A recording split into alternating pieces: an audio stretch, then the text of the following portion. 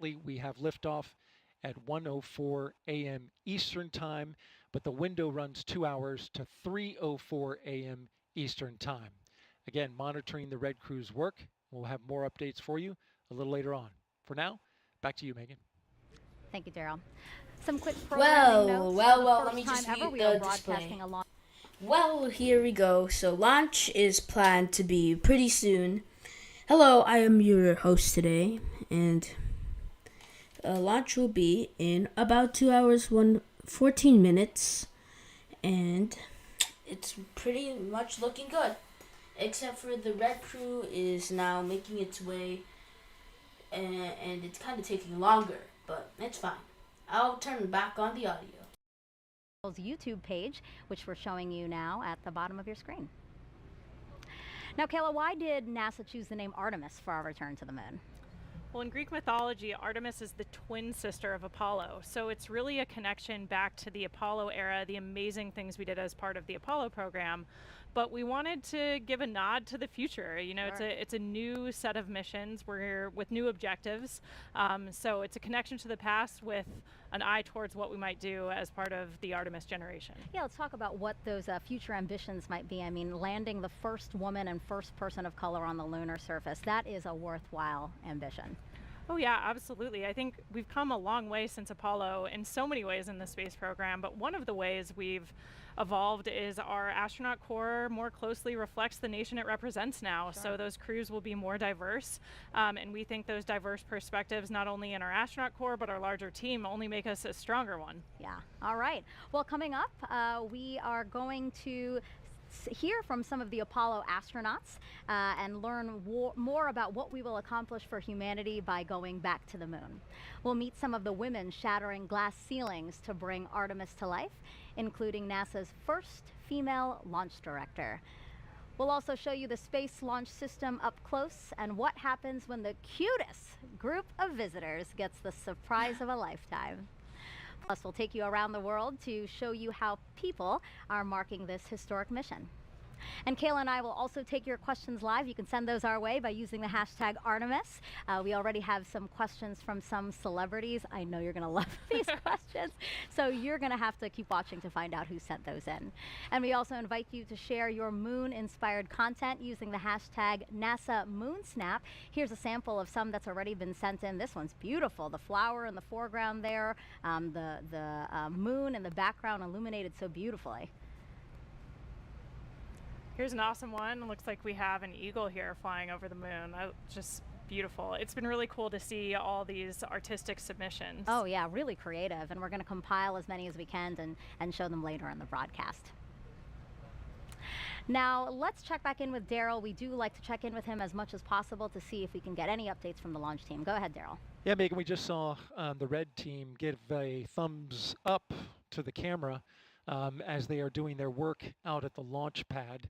Currently, they're torquing down some bolts to the specification required in order to try and stop what has been described as an intermittent hydrogen leak in the area.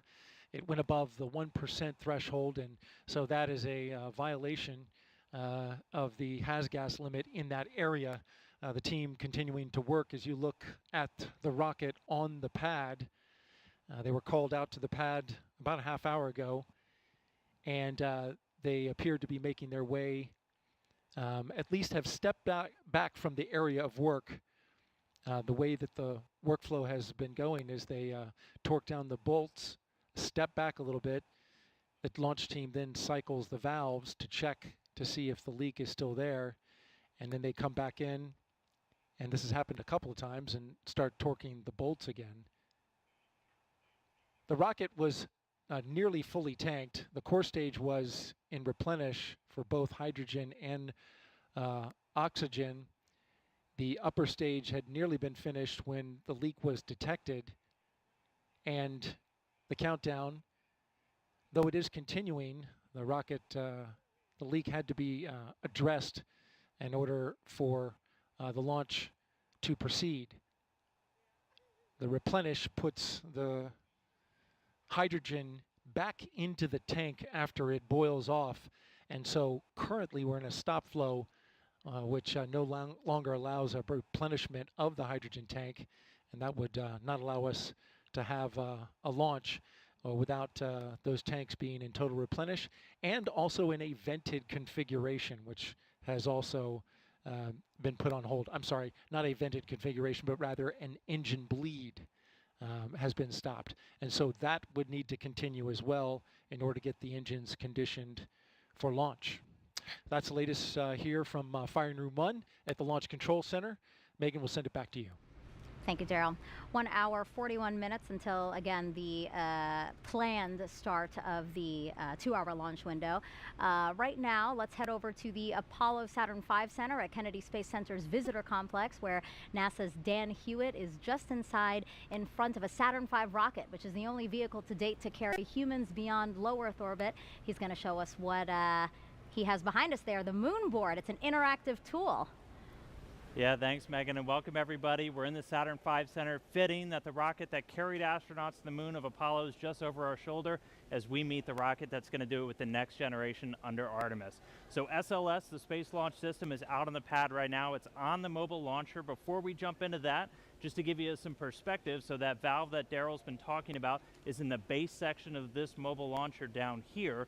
That's different from the areas we were focused on in August and September in these 33-foot tall tail service mast umbilicals that are delivering the hydrogen and oxygen to the core stage of SLS. But let's jump right in.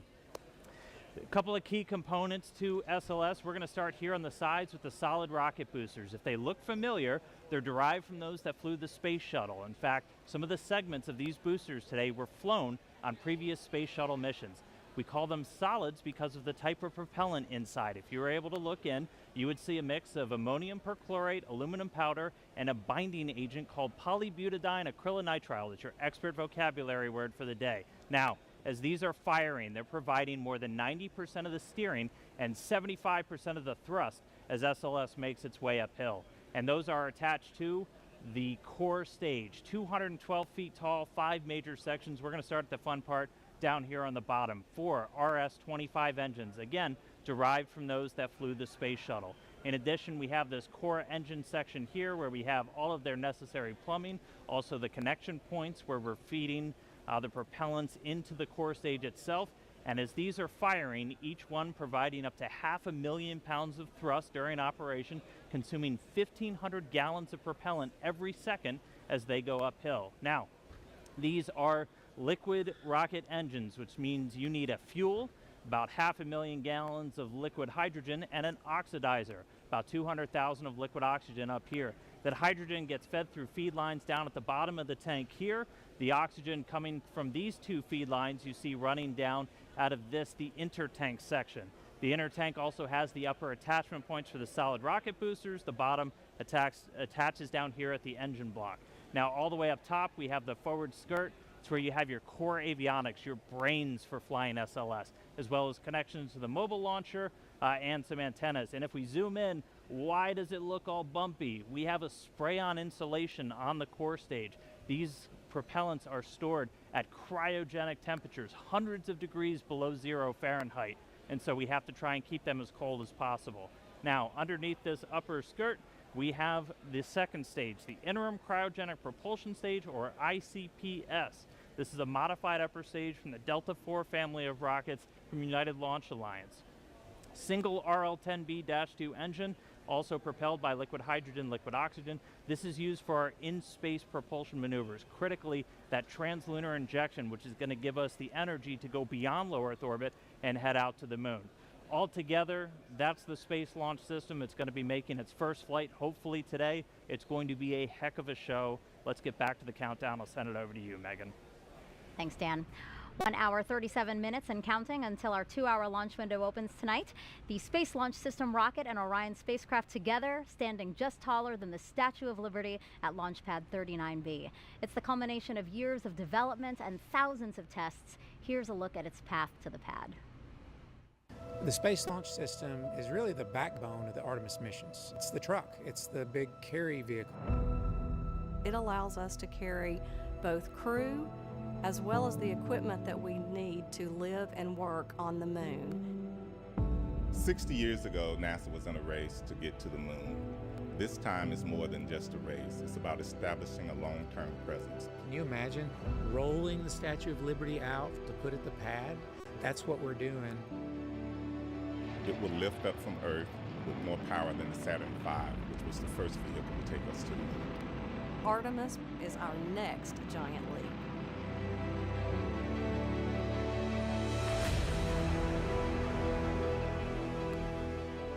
The difference between the Apollo program and the Artemis program is really the focus on sustainability and using the moon as an outpost for further exploration. This time, we're going back to learn how to live and work on the moon. The Space Launch System really is the culmination of our knowledge for 60 years of building rockets. We started by looking at over 1,700 different potential components that would go into the rocket, and by looking at the way we could reuse some of the most reliable equipment that was flown on the shuttle. We took those and we put them together into a system that had enough energy to make sense to do the mission that we've been asked to do. We're moving from low Earth orbit, like you see in the International Space Station today, to moving beyond that, to taking the next step in exploration. It's 322 feet tall. It's got 700,000 gallons of cryogenic propellant in the core stage alone. It can produce 8.8 million pounds of vacuum thrust. The Space Launch System is really a national rocket, a national asset too. We have worked with contractors as well as with our NASA experts, our science and engineering department, our safety and mission assurance team. To get the Space Launch System designed, developed, and produced, it has taken thousands of companies across the country. It comes together by train, it comes together by plane, it comes together by barges. So all of that culminates at the Kennedy Space Center for the launch of the first Artemis mission. Everybody has worked together to ensure that we have a safe and reliable rocket. At NASA, safety and testing is extremely important because ultimately this rocket isn't meant just to carry cargo, it's meant to carry people. It takes all types of education, all types of backgrounds, all types of diversity to do the things we do, and it'll be great to see a diverse crew land on the moon. Where the Space Launch System comes in is providing that reliable transportation so that we can start flying these rockets on a routine basis to take people and to take payload to that outpost, the moon, and also the gateway system. We have a generation who've never seen deep space exploration, and this will give them an opportunity to see that this is something that they can potentially do themselves. It's going to be a paradigm shift for NASA. We're going to be back to looking at things that nobody's ever done before.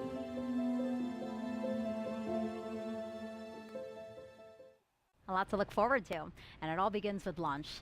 Afterwards, our friends at Johnson Space Center in Houston will control Orion once it's on its way to the moon. Let's get an update of operations there with NASA's Leah Cheshire.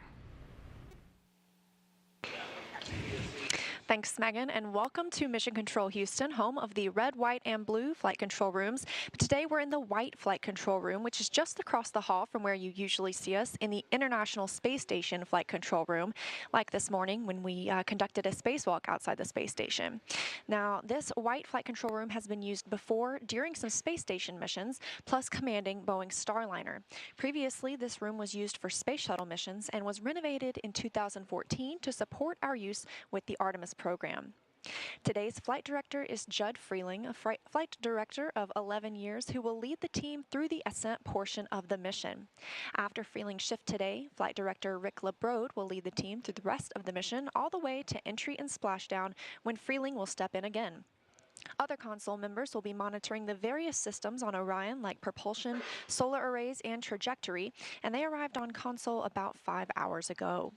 And you might also be surprised to learn that there is indeed a Capcom or capsule communicator on console today as well. While there are no crew on board, Jay Marschke and other capsule communicators will be training throughout the mission in preparation for Artemis 2 and beyond. The Capcom is the single person in the room who speaks with the crew, gathering info from mission control team and keeping streamlined communication with the astronauts in space. We're counting down to liftoff when teams here will really jump into action and monitor the first Artemis flight, sending Orion further than any crew-rated spacecraft has gone before. But for now, Megan and Kayla will send it back to you at Kennedy Space Center to keep walking us through the events of the day. Well, you just heard Leah remind us that no one is inside Orion today. Again, it's because Artemis 1 is a flight test to prove we can safely return crew from lunar orbit on Artemis 2. And when we launch the first crewed mission, NASA has a very diverse and talented core to choose from, including Kayla here. We're looking at video now of some of your friends who got to go to the pad. That looks fun. Yeah, it's always so exciting to see the rocket on the pad because you know you're getting close to launch. So we're all just really excited to see how this test goes today. I wish I could have gone out there with them. You and me, what happened? We didn't get our invite. And I thought this was fun too. Some of your friends also got to fly over the pad in T-38s. Here's video of that now, incredible video. So these flyovers were common during shuttle, right? Yeah, and we still try to do them whenever we can. We actually use the T-38 jet as a training platform. It's a chance for us to practice making real-world decisions in a high-risk environment, practice working as a team, and a good analog for spaceflight. Okay. But we also like to fly by the pad when we can, when we have a rocket out there. It's a way of saluting and thanking the team for all the work it took to get to this moment. That's great. Yeah, a worthwhile thing to do because, yes, the team has worked so hard to get to this moment. And you spoke about training. Has training already started for Artemis 2 for you guys? We've been developing the training, but the crews aren't assigned yet, so they're not in dedicated training flows yet. But our team at Johnson Space Center, where we train for human spaceflight, are working on all of the things that we're going to need to teach the crew and the best ways to go about that. Once we get that crew assigned, they'll be straight into training right up until launch day. Awesome. Cool, cool, cool. All right, I can't wait to hear who gets assigned. And the absence of crew today doesn't mean Orion is empty. There are plenty of other interesting things flying on Artemis 1, including several technology demonstrations and science investigations we're going to show you throughout the broadcast. There are also some mementos like these seeds that we have right here, right, Kayla? Yeah, we have an example of the moon seeds that will be flying as part of this mission today. And the idea actually comes from an Apollo 14 astronaut, Stuart Roosa, who flew seeds with him to the moon, hundreds of them, and then brought them back to Earth. And then they were planted all over the country and the world, and they're called moon trees. And so we're kind of carrying on with that idea on Orion for this launch. Yeah, I love that. And the seeds that are flying on Artemis 1, it's going to come back and they're going to distribute it to a number of organizations through NASA's STEM program. So it's really a neat idea. And so these moon seeds are part of what's inside Artemis 1's official flight kit, along with more than 10,000 other mementos, like this Apollo 8 commemorative medal you see here, a nod to 1968 when humans first orbited the moon, and a bolt from Apollo 11, 1969, when humans first landed on the moon.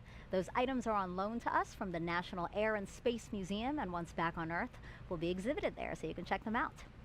There are also a variety of flags, pins, and patches like these Artemis 1 patches that will be distributed to people who contributed to this flight. Now, NASA spacecraft, both crewed and uncrewed, have carried mementos like these since the 1960s. Astronauts are also allowed their own personal flight kits. So I was wondering, what did you bring with you for your Crew 3 mission? I actually brought a couple of examples to show you. The moon seeds inspired me to share that I actually brought some vegetable seeds that's with awesome. me. So these are kind of fun. They're dragon themed, so I got dragon carrots and dragon beans That's since I went awesome. up on a SpaceX Crew Dragon vehicle. Sure. And then of course, I think the most important, meaningful thing to all of us is usually pictures of our family and friends. So. Yeah. Have Oh, like a beautiful picture family. of me and my family at my sister's wedding. Friends backpacking in Alberta, Canada, and then my in-laws Right side up. together on a family vacation. And I also brought some flags, some American flags, and then United States Navy flags since I'm a naval officer. So things like that, I think it's just so human to want to bring stuff Yes. with you, right? Souvenirs, who doesn't love that? Yeah, absolutely. But I think for most of us, pictures of our family and friends, things that connect us back home are the most important. Yeah, 6 months might not sound like a long time for people, but it is, right? Wouldn't you say? And you're also so far, it's nice to have those tangible things that remind you of home. Absolutely. Yeah, really important for us. Cool, cool. Thank you for bringing those. Those was really fun to look at. All right, 1 hour, 27 minutes and counting until launch. And we have our first questions from social media. So let's take a look at the clip here. Kayla, you're going to notice a familiar, handsome face. Hey there, I'm Chris Evans, and I play Buzz Lightyear in Pixar's Lightyear movie. I was wondering, when we fly future Artemis missions with astronauts, how many people can fly on board the Orion capsule at once? My nephew's probably asleep, but he's a big Buzz Lightyear fan, so he's probably going to enjoy watching that question tomorrow. But we can get 4 astronauts in the Orion space capsule. It's a little bit bigger than the Apollo capsule, about 30% more habitable volume. And so instead of supporting 3 crew for about 2 weeks, Orion can support 4 crew for about 21 days. Okay, good. Good first question. Let's take a second question now. Can a microbiologist be an astronaut? Absolutely, and we already have microbiologists who are astronauts, like my training classmate Zena Cardman. So yeah, we hire people from all sorts of different backgrounds. All you have to do is have a STEM degree. Beyond that, you can come from any pathway. So some of us are military astronauts like me, either aviation or I'm a submariner, but we have a ton of people from different scientific and engineering communities, including microbiologists. Yeah, I love that it's so diverse, because I think diversity really adds to what you guys can do. Yeah, and those unique perspectives, I think, make us stronger as a team whenever we're tackling a new problem. Having people with different, not only academic backgrounds, but all of these scientists, a lot of them have different field experience. So like Zena worked in some really extreme environments in Antarctica, in caves, doing a lot of her research. So it's not that different than what we're hoping to do at the South Pole of the moon. So these perspectives are really important for us to form the best team that we can. Yeah, that's interesting. All right, I think we have time for one more question, so why don't we pull one up? What is the coolest part about Artemis to you?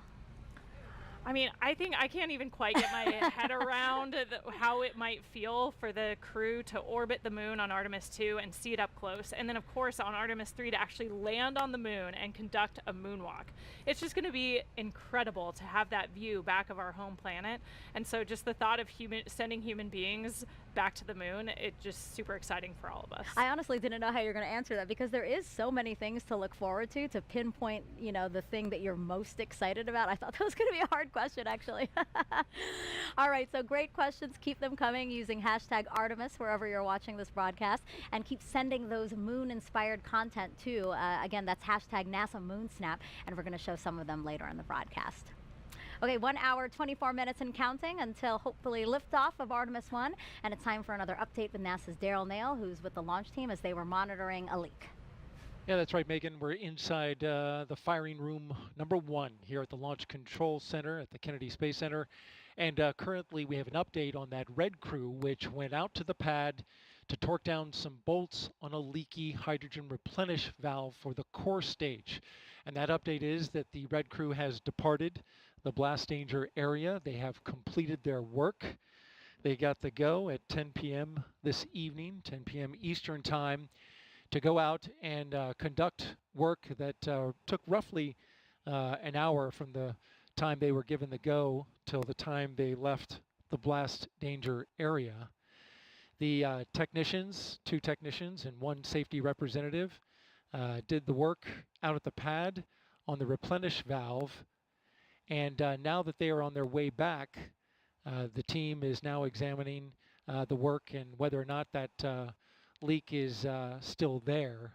What we do know is, you may have heard me mention that this put the liquid hydrogen tank into stop flow, and as a result also stopped a required 90-minute engine bleed for the liquid hydrogen side.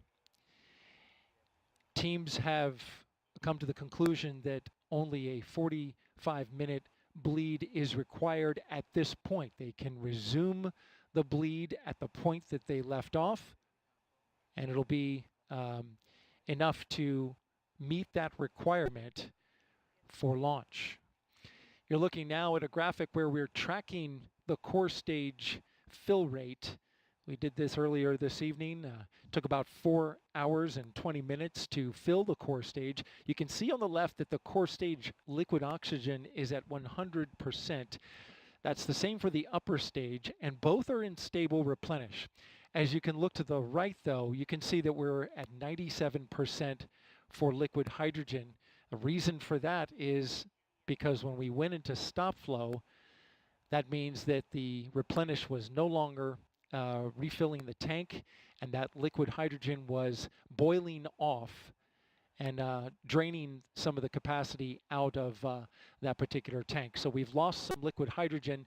The plan is to resume, of course, the filling of liquid hydrogen, which goes into that into the liquid hydrogen tank on the core stage and then vents out on that flare stack that you see to the right, where excess hydrogen is burned off. That's the latest here from Fire Room 1. Megan, we'll send it back to you. Thank you, Daryl. All right, let's go back inside our Apollo Saturn V Center now with NASA's Dan Hewitt. We last sent humans to the moon using the rocket behind you. Can you show us how we're going back now with Artemis? Absolutely. Thanks, Megan. So Artemis 1 is going to take us from planet Earth around the moon and all the way back, and I'm going to show you every step of the way. Like every great space mission, it starts with a launch. In this case, 4 RS-25 engines, 2 solid rocket boosters ignite, sending SLS and Orion into the sky. On the way uphill, we'll have a number of jettison events, things coming off the rocket. One of the most visible, these 2 large solid rocket boosters a little over 2 minutes into flight will break away. We'll also have the launch abort system come off once we're high enough, and then 3 fairings, which are protecting Orion's capsule and service module during the flight through the thicker parts of the atmosphere. Now, after the core stage has consumed its propellants, we'll hear MECO, main engine cutoff. Those 4 engines will cut off, the core stage will drop away, handing over propulsion duties to this, the interim cryogenic propulsion stage. Its first job is a perigee raise maneuver. Perigee just means the lowest point of your orbit. This will give us a nice circular path for Orion around our planet. While it's there, we can really check the spacecraft out, make sure everything from electrical systems, guidance, navigation, and control, communications are all functioning before we commit it to heading to the moon. And we do that with this, the trans-lunar injection. This will be about an 18-minute firing on today's timeline, and this is done to give us enough energy to get out of low Earth orbit and make our way to the moon. Shortly after that, the ICPS will separate. It'll do a disposal burn, sending it around the moon and into an orbit around the sun. But from there on out, propulsion duties get handed over to the European service module.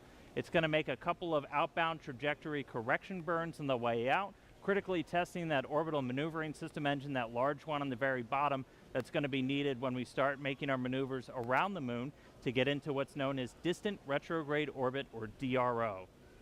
To do that, we're going to do the outbound powered flyby, dipping in about 70 or 80 miles off the lunar surface, really pushing with that large engine. That's going to slingshot us around. We're going to do a final orbit insertion maneuver, and then we will be in DRO, distant retrograde orbit, this dotted line right here.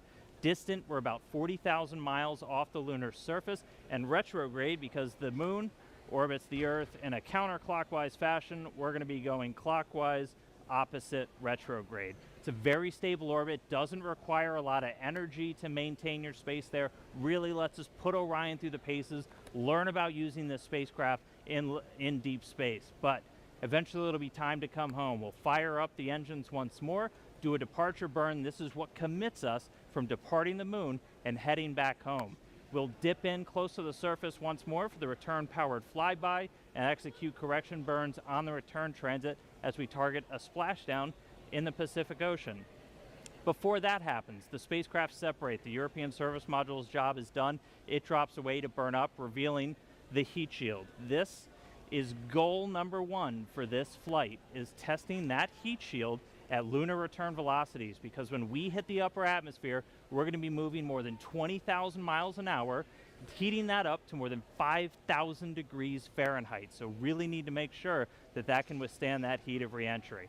After it makes it through, parachutes deploy, Orion splashes down in the Pacific, a Navy ship and other recovery assets are standing by to pick it up out of the water and bring it in to the first mission in the Artemis program. So that's all still going to unfold. It all starts with launch today, though, so let's get back to the countdown. Over to you, Megan. Our return to the moon would not be possible without our partners across the country and the world. So joining us now is Frank Davina, head of ESA's European Astronaut Center. Good evening to you. Good evening. Well, so I want to ask you, talk to me about Airbus and how that company and ESA contributed to the Orion spacecraft.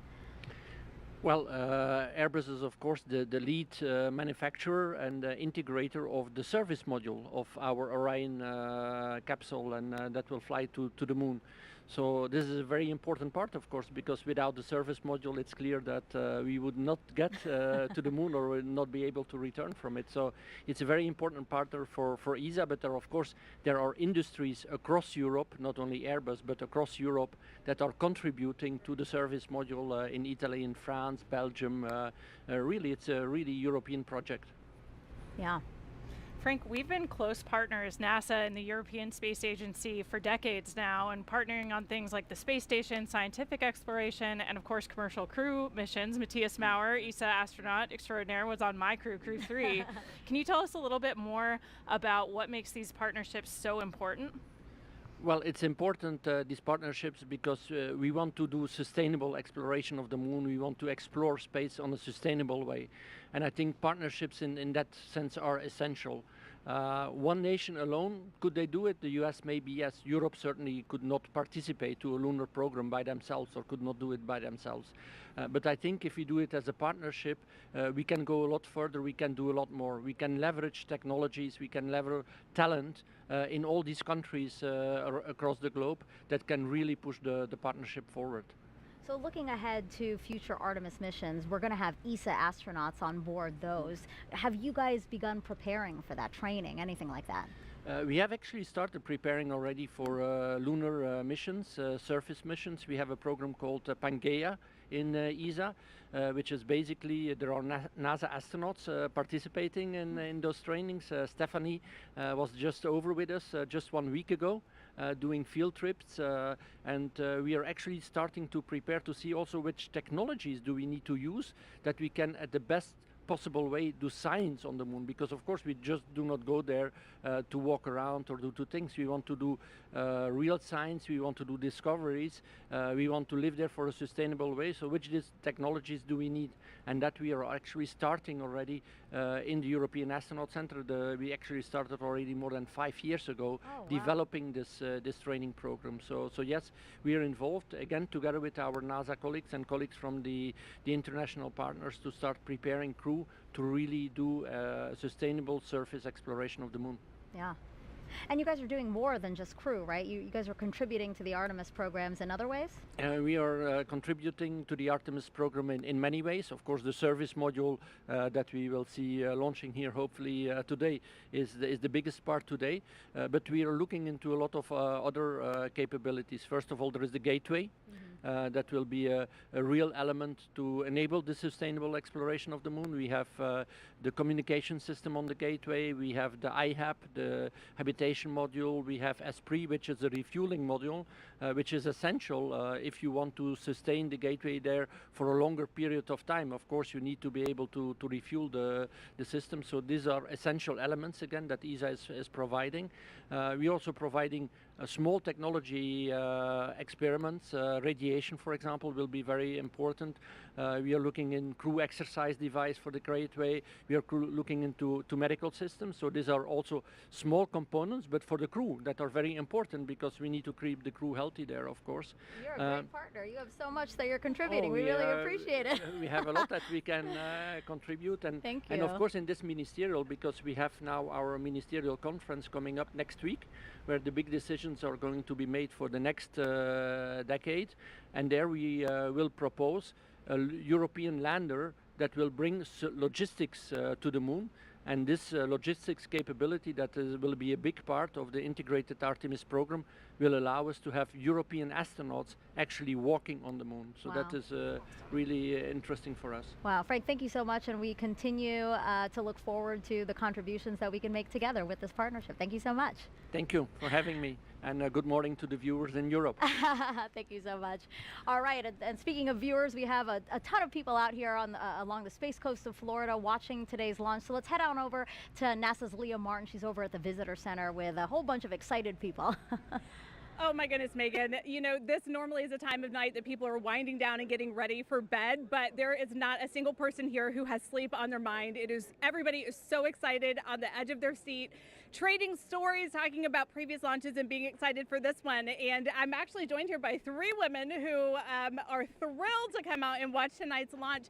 What does it mean to be out here and see this historic launch tonight? It's an amazing moment. I grew up on the Space Coast watching launches, and so to be out here tonight, it's incredible. It's an amazing feeling to be out with all of these people celebrating, and we're super excited to be here. And Isabel, I know that you said that you have been having your eyes on this launch. You've been watching on the previous attempts. What does it mean for you to be here tonight? Well, yeah, this is our 3rd attempt here. We were here for the 1st and 2nd here at Banana Creek, so we're really excited. The energy out here is electrifying, and we can't wait to see this thing go off. Now, this is the first of a series of missions that are becoming increasingly more complex. What are you most excited about for the Artemis missions? Leah, I am so excited to be here. I just feel so honored because, as you know, this isn't just a momentous launch for humanity as a whole. It's so important for gender and cultural minorities across the globe because Artemis is landing the first woman and the first person of color on the surface of the moon. This is this generation's Apollo. And so all of the people who didn't have the opportunity to live through Apollo and be inspired by that have the opportunity today to witness it. And I'm just so grateful to be here. I can't wait to see the positive impact. One more question. This is going to be something that you guys, I'm sure, will remember for your entire lives. How are you marking this? Do you have any special plans of capturing these memories and being able to pass them on to people in your life? Well, my son is growing up here. I didn't grow up here, and so he's going to grow up here on the Space Coast, and I just can't wait for him to just grow up with the Artemis missions. Well, Megan, we're out here. We have our eye to the sky, and we can't wait to see it go. Back to you. Really great interviews, and wow, I saw that drone shot that we had showing all of the bleachers filled with people there to watch the launch. That was incredible. If you're just joining us, welcome to NASA's live launch coverage of Artemis 1, our return to the moon in almost 50 years. I'm NASA's Megan Cruz, and this is NASA astronaut Kayla Barron, who flew on NASA's SpaceX Crew 3 mission and returned home earlier this year after living and working on the International Space Station for about 6 months. I gotta ask you, how was that experience? It was incredible. We had such an amazing time up there. The Expedition 66 crew was awesome. I've been saying since I got back that we're the happiest crew in the history of the space station, and nobody's been able to really challenge me on that yet. You guys look very happy in that photo. Oh man, we were just like a family up there executing an incredible mission. Some amazing science experiments. We got to do 3 spacewalks. It was just, you couldn't have planned a perfect first mission for me, Matthias, and Raja, and of course our veterans up there, Mark and Tom. It was amazing. We had an incredible time. Yeah. Wow, look at that photo of you in the cupola. That is amazing. Yeah, the views are beautiful. It's just like every time you look out the window, it takes your breath away. Wow. And now here you are adding some valuable insight into Artemis 1. This is our 3rd opportunity to launch NASA's brand new Space Launch System rocket and Orion spacecraft. This is an uncrewed flight test to pave the way for future crewed missions, starting with Artemis 2. And Kayla, you could be chosen to fly on some of those future missions. How does that make you feel? Honestly, it's a little unbelievable to me. I could barely imagine what it'd be like to go to the space station until I did it. And just thinking about what it would be like to look back at the Earth from orbit around the moon or even standing on the moon kind of blows my mind. Wow. So yeah, it's hard to even imagine that that's true, but it's a really special time to be at NASA and an even more special time to be in the astronaut office. Yeah, that's a beautiful picture of you seeing the moon, right? Yeah, that's sort of a moon spotting adventure there. I've got binoculars. One thing that's really cool about seeing stars and the moon from orbit is you're not looking at them through the atmosphere. So you get these very clear views. Oh. And the moon is always super spherical. You never get these sort of slices that look kind of flat from Earth. Up there, you see it in 3D, it feels like. Wow. So yeah, I think we all sort of fall in love with the moon from space in a whole new way. Yeah. Well, today's launch attempt comes amid a very busy year for us at NASA. Some of the highlights include 2 more commercial crew launches with SpaceX, Crew 4 in April, you're seeing there, and Crew 5 last month. In May, NASA and Boeing flew OFT-2, the second uncrewed flight test of the Starliner capsule. The goal is to certify the capsule for regular flights to the International Space Station after a crewed flight test next year. In July, we released the first images captured by our James Webb Space Telescope, and wow, they are magnificent. Pictures like these could help us answer some of astronomy's biggest questions about how our universe began. And then in September, we intentionally slammed the DART spacecraft into asteroid Dimorphos and successfully changed its course. The asteroid wasn't headed for Earth, that's important to say, but the test was to show that we could defend our planet if needed. And recently, 2 other missions that benefit the Artemis program. Last week, we tested a new inflatable heat shield that could help us eventually land humans on Mars. And just 2 days ago, Capstone arrived at its intended orbit around the moon. The small satellite launched from New Zealand in June and will now test the unique lunar orbit for a future space station there. You heard us talk about a gateway. Now, Kayla, what do you think about all that NASA is accomplishing? I mean, those are all just amazing examples of why it's such a cool time to be part of human spaceflight and the larger space program. We're learning so much, not only about our home planet, but our galaxy and the universe. Like those James Webb images just capture my imagination every time they release a new set. Yes. And so it's, we have a lot going on and a lot to be excited about right now. I hope people are following along for it because it is truly great, and we want people to share along with that. So, all right, 1 hour, 6 minutes and counting from liftoff of Artemis 1. Let's head back to the Launch Control Center with Daryl Nail. Yeah, thanks, Megan. And so we get an update for you now. The Red crew, of course, completed its work on torquing down the bolts for that replenish valve on the core stage hydrogen side. And now we are back in replenish for core stage hydrogen, which is good news. The team now looking to work on that upper stage, and we understand for the update to the NASA test director, they just informed the NTD that they can start getting back the flow on the upper stage as well. It went into a stop flow roughly around 10 p.m. Eastern time after a leak was detected. You can see the core stage status there. Liquid oxygen side is in stable replenish, both for the core stage and the upper stage of the rocket. Over on the right side, you can see we've lost some hydrogen since going into a stop flow that allowed some liquid hydrogen to boil off during about an hour or so while a Red crew was sent out to the launch pad to make repairs. Now, the hydrogen bleed for the engines was reestablished, and it looks like the team is back on track to recover that after a stop flow halted the bleed. They are required to bleed that liquid hydrogen through the RS-25 engines for 90 minutes, but they're picking up where they left off, and that appears to be on track. In the meantime, we've had an update from the range, and the range has informed the NASA test director that currently at the moment, if we were to launch now, they are no-go due to the loss of signal on a radar site. That's currently being worked right now. Again, the range advising the NASA test director that they are no-go. The range is not clear for launch until they remedy that issue on their radar site. And so we're also tracking that. In the meantime, we started this at 3:23 p.m. Eastern Time. Got the core stage tanked in about 4 hours and 23 minutes, and now looking to get everything back on track to try to make that launch window at 1:04 a.m. Eastern Time, which has a 2-hour window associated with it, all the way to 3 a.m. Eastern Time. That's the latest from the firing room. Megan, back to you. Thank you, Daryl. Now, there may not be astronauts aboard the Orion spacecraft for this flight test, but there are some passengers there with very important missions. Inside the Orion spacecraft, as we fly around the moon, we have some cool experiments going on to help us understand what the environment is like. Although there's no humans aboard Artemis 1, we do have a few special passengers aboard that will help us pave the way for future Artemis missions. So there's basically 3 occupants riding. You can kind of think about it like 3 astronauts. We have a moonikin, we will also have 2 torsos that are learning about the moon and learning about the environment for our astronauts before they go.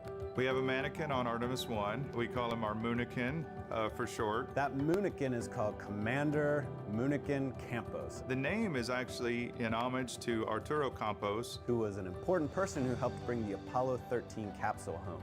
The Moonikin will sit in the commander's seat, and it will wear a suit just like our astronauts will wear. Moonikin Campos is actually weighted to simulate an actual human aboard the Orion spacecraft. So it will help us understand what our astronauts will experience as they go to the moon and home. The Orion Crew Survival System suit and the Orion seat were designed simultaneously to fit together as a seamless package. The actual design of the suit was built into the Orion seat such that when they're in the suit, in the seat, it is a true cocoon of protection for them. During this test flight, the seat will actually be instrumented with accelerometers. Sensors that tell us how much the chair is shaking during launch and re-entry and how many G-forces or gravitational forces it experiences. We expect Commander Moonikin Campos to have a very exciting ride on his way to orbit. The thrill of launch, the experience of weightlessness, the excitement of landing. What we learn on Artemis 1 with our mannequins assistants will help us better understand how a human will actually behave in the seat, both for landing and for launch to allow us to ensure their safety. In addition to the Moonikin, we'll have 2 seats that have basically what's like a human dummy, an upper torso that are detecting how much radiation they're experiencing. It's called the Matryoshka Astrorad Radiation Experiment, MARE. MARE is an international collaboration with German Aerospace Center, DLR, and with Israel Space Agency. The MARE experiment consists of 2 anthropomorphic phantoms called Helga and Zohar that are simulating a female body in a space radiation environment. One of those will be wearing a safety vest, the Astrorad radiation vest, that we hope will help protect our astronauts from radiation. Each one of the 2 phantoms will be equipped with about 20 battery-operated radiation instruments. So between the 2, we'll be able to determine how well we can protect our astronauts from radiation events. Space radiation is a mix of high-energy heavy charge particles that originate from the sun. To put things in perspective, 1 year of Earth exposure to cosmic rays is equivalent with 1 day of space radiation exposure in deep space. The purpose of the MARE experiment is to learn more about the radiation exposure as well as the biological effects of different organs. So basically, it's like we have 3 occupants inside Orion that are learning about the moon and learning about the environment for our astronauts before they go. Going back to the moon with new exploration goals and new technologies will help us gain better understanding of the challenges we encounter with deep space exploration.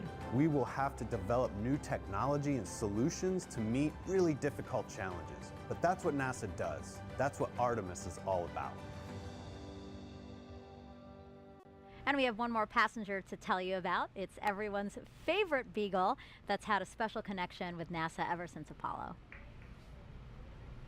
Artemis is NASA's plan to go back to the moon, and Snoopy is to be the zero gravity indicator. A zero-G or zero gravity indicator demonstrates the moment that the crew in the spacecraft reach weightlessness. Snoopy is about to take his first trip around the moon. The relationship with NASA and Snoopy goes back about 50 years since the Apollo days. He was the face of the safety campaign, the icon for NASA's culture of safety and mission success. So NASA and Peanuts have a Space Act agreement. And we collaborate together on STEM content. And we really were excited when it was decided that Snoopy would be the zero gravity indicator on Artemis 1. We wanted to go all out, so we created a custom Snoopy. And the spacesuit is actually made out of material worn by the NASA astronauts. Everything was done with extreme detail. They cut patterns for his suit, even how his collar worked and how the NASA Meatball logo looked. We're very excited. I'm personally very excited. I can't contain the excitement I am feeling about this day. Snoopy is going farther in space than he's ever been before. This is a day that we've all been waiting for. It's fantastic. And we snap this picture of Snoopy and Orion. He's comfortable and ready for his journey to the moon. Lucky for us that Snoopy has this twin that's staying here on Earth. That way we can take a closer look at how cute he is. And this orange suit, I mean, it is amazing. It's actually the same material that would be worn by Artemis astronauts, right? Yeah, you know, the suits we'll be wearing in Artemis ultimately are an update of the suits that the shuttle crews wore. They're this iconic orange color. And we've updated them, though, with new technologies and also new crew capabilities so that they can best protect the crew in our return to the moon. I actually got to work with that suit team before my assignment. That's cool. And so the suit's kind of near and dear to my heart. Yeah, I think we have a picture of you wearing the suit as part of when you were helping to design it, right? Yeah, so I was our representation from the crew office, from the astronaut office, to the engineering team that's working on putting this suit together. So I got the chance to wear it for some of the early testing, and it is an amazing suit, and it'll protect us while we're in the vehicle. Cool. So what was your zero-G indicator? Yeah, like the video mentioned, we always choose stuffed animals. So we actually had a turtle. We named her Pfau, which is German for peacock.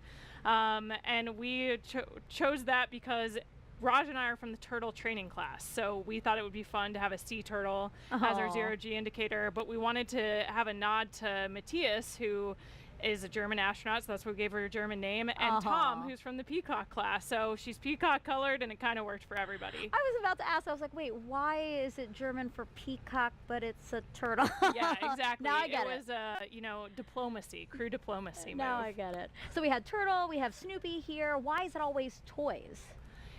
I think the tradition goes back to crews taking stuffed animals from their children and sometimes flying the stuffed animals of their kids. That still happens to this day when a crew selects a zero-G indicator, but they're convenient because they're nice and soft. So if you're going to allow something to bounce around in the capsule, you want to make sure that it won't hurt the crew or any of the equipment. And they're cute. I mean, come on. Who doesn't want a mascot? Makes you smile, yeah. Absolutely. Well, NASA's workforce has changed over the last 50 years. For Artemis 1 today, women make up 30% of the launch team. But when we first stepped on the moon with Apollo 11 in 1969, take a look at this picture here. You see this woman highlighted near the center there? That's going to be Joanne Morgan, and she was the only woman in the firing room. She now has a special message for the Artemis generation. Hello, I'm Joanne Morgan, and I am so excited for Artemis 1. This flight test will bring new knowledge to people on Earth, and I'm thrilled to see such a diverse team at the LCC making it happen. Firing Room 1 is a different sight today than when I was on console for Apollo 11. I was totally focused on doing my job and never thought about being the only woman in the room. Today, women at NASA are center directors and launch and flight directors and have substantial roles in engineering, science, and technical areas. This is so important for a new generation, the Artemis generation, to see how individuals are leaders and contributors to the mission, and for youth across America and the planet to see this as well. After 50 years, it is gratifying to see this change, and I can't wait to see what you all accomplish together. New century, new generation, new mission to the moon and beyond. Godspeed, Artemis team and Artemis 1. I think it's so great that we know she's following along and interested in this mission too. Yeah, it's so awesome to see the women who have come before us at NASA and paved the way for a much more diverse team to contribute to these amazing missions. Yeah, and speaking of women breaking the mold, before serving as a NASA astronaut, I know you were a naval officer and a member of the first class of women commissioned to the submarine community. How amazing is that? I mean, what would you say as you look at these pictures? What would you say to women, young girls who might be thinking, hey, I might want to join a predominantly male field?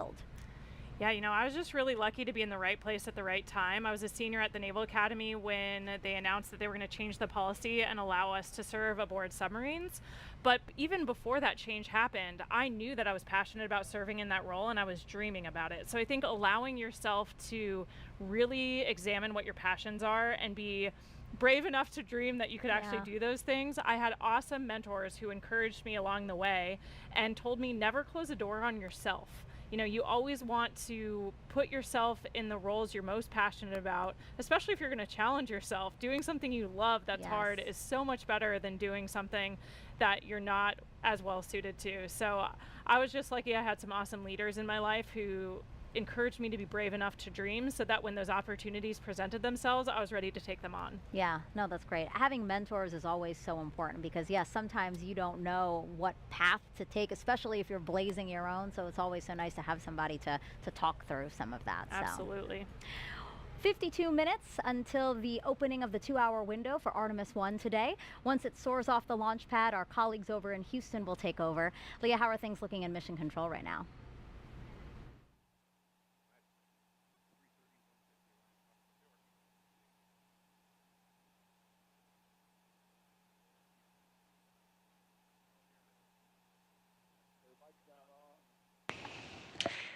Hey Megan, I'm here now, and thanks for joining us again here in the White Flight Control Room here at NASA's Johnson Space Center. So you might be wondering why Johnson Space Center will control the flight of Orion after liftoff, even though it's launching at Kennedy Space Center, and that's all about how our flight control centers are designed. Launch control is at Kennedy, while mission control is in Houston, and we also have the SLS Engineering Support Center at NASA's Marshall Space Flight Center. Ever since the Gemini 4 mission in 1965, all flights have been commanded from Houston after launch, so we have the infrastructure and the experience here at Johnson Space Center to work through long-duration missions with, or in this case, without crew. Additionally, launches must be conducted over water rather than over populated areas, which makes Kennedy Space Center a prime location. Again, we're ready to jump into action once SLS takes flight, and this room will be staffed around the clock until Orion splashes down at the end of the mission. We're excited to continue that work today with Artemis 1 and throughout the Artemis program, but for now, we'll turn it back over to you, Megan and Kayla. Now, the fully stacked SLS and Orion system was rolled from the vehicle assembly building to the launch pad about 2 weeks ago. We captured this video of the 4-mile, 9-hour journey. It took a special transporter and a special team of people to make it happen. Hear from them what it's like to shoulder the weight of this moment. The crawler transporter is it's a machine that goes and picks up the mobile launcher, the SLS rocket with Orion. It's basically the cornerstone of the mobile launch concept.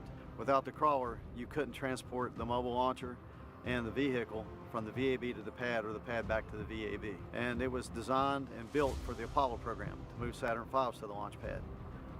Since then, we've modified it and used it to move the entire shuttle program. And after the shuttle program, we did extensive modifications, and now it's to be used to move Artemis to the launch pad. The crawler is 136 feet long from end to end. It's 114 feet wide from the edge of the truck to the other edge of the truck. It weighs 6.6 million pounds. It has the power to do 2 miles an hour, but you never want to go that fast. Generally, we're around 0.83 for SLS. Artemis will be one of the heaviest loads we've ever carried and one of the tallest loads we've carried.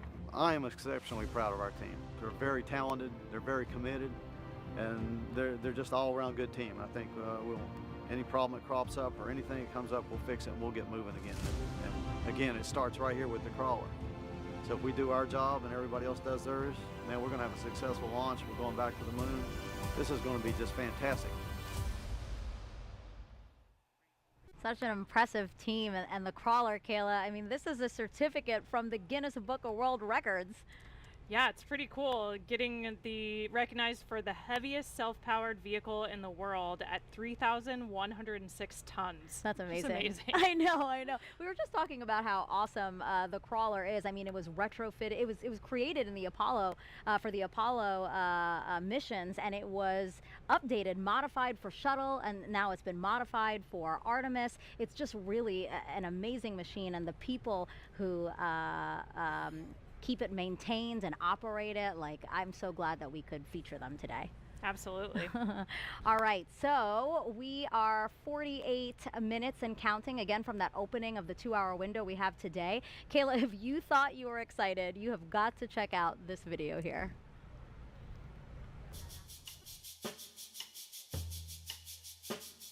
This is really cool. We got some children that are on a bus, and they're going to come here to the vehicle assembly building, and the administrator and I are going to jump on the bus and surprise them. We're going to give them the opportunity to come in and go up the elevator with the rocket. It's so cool! Hello! Look at that thing! Whoa, that's awesome! Hey guys, would you like to see a moon rocket? Yeah! Because it is the future of our country, indeed the future of the world. And we saw what our space program does for science and technology and engineering and mathematics. We saw that in the Apollo generation. All right, guys, what do you think?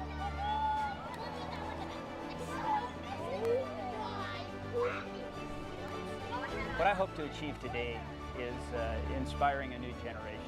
I mean, the more people that we can get to see up close and personal this rocket, it's awe-inspiring. And I cannot wait till the launch. When America sees our rocket actually launch on a test flight to the moon, you know, it's just going to spark a whole new push for what we are doing. Best day of my whole life ever. It's gonna be incredible. It was a dream come true. This rocket is definitely going to the moon. I think it's really amazing. And I was actually really excited because I've never seen a rocket like this close up. Now we have the Artemis generation. This is a new generation of us going back to the moon to learn and live, and then we're going to Mars. I told you they were so excited. They're so cute. Their faces, it was amazing.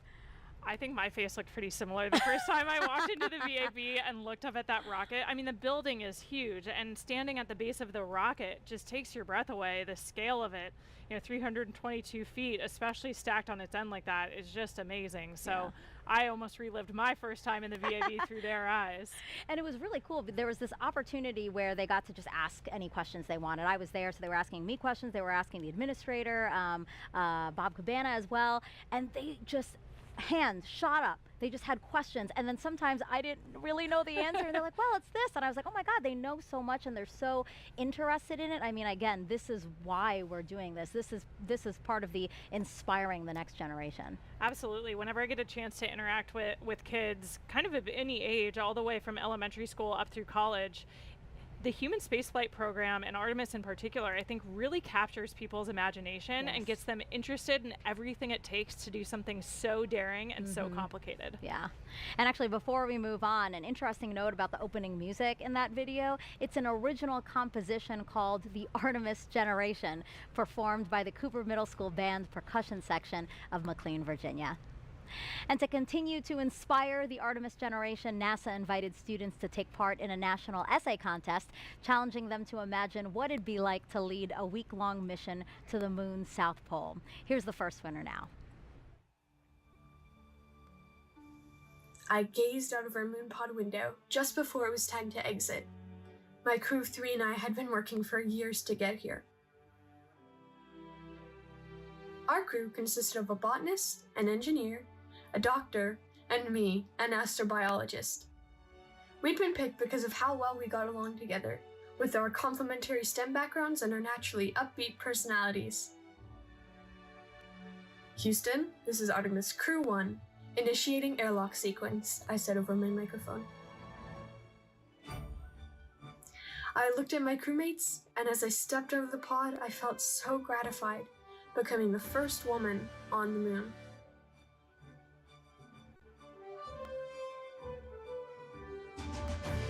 Our purpose was to set up a moon habitat containing the 4 things needed to keep a crew safe: oxygen and clean water, a waste disposal system, the veggie project for food, and a protective outside shell made of regolith and mycelium.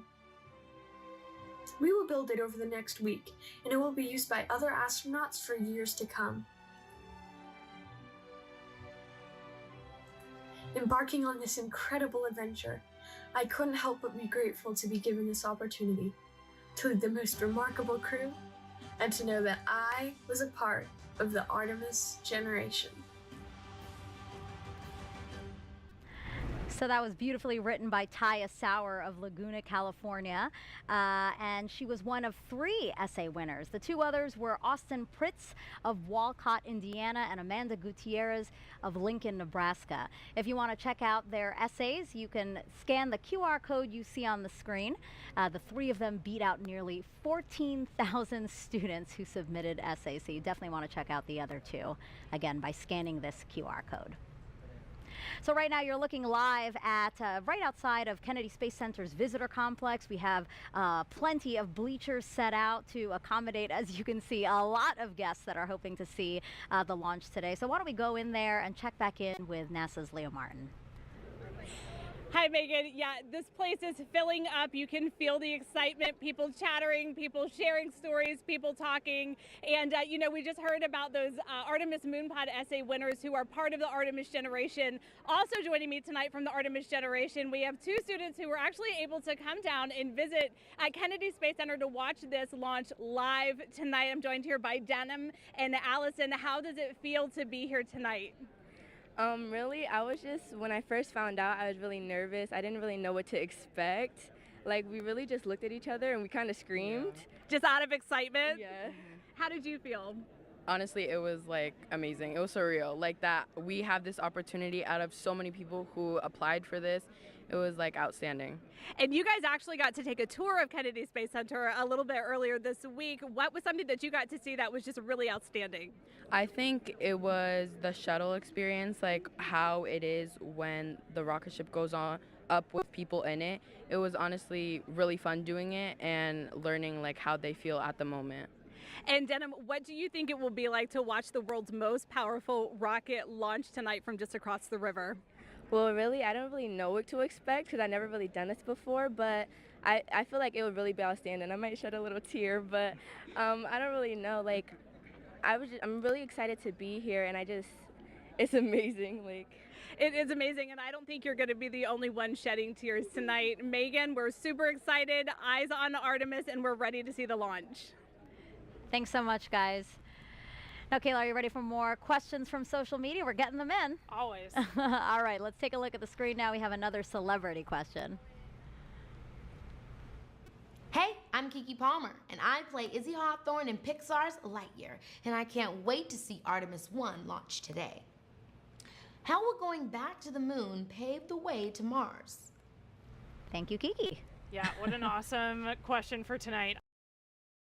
Hello, this is your host here.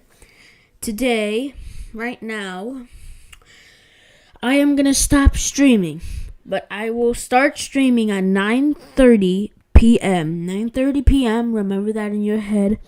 I'll start streaming for the Artemis launch, and I'll just be sitting here waiting for the launch for 34 minutes. All right, so once at 9:30, please check Chicken D's account, and I'll be streaming, and I'll be broadcasting live, no pauses, no breaks. So thank you for tuning into the stream. Go watch NASA's live stream. Thank you for your patience.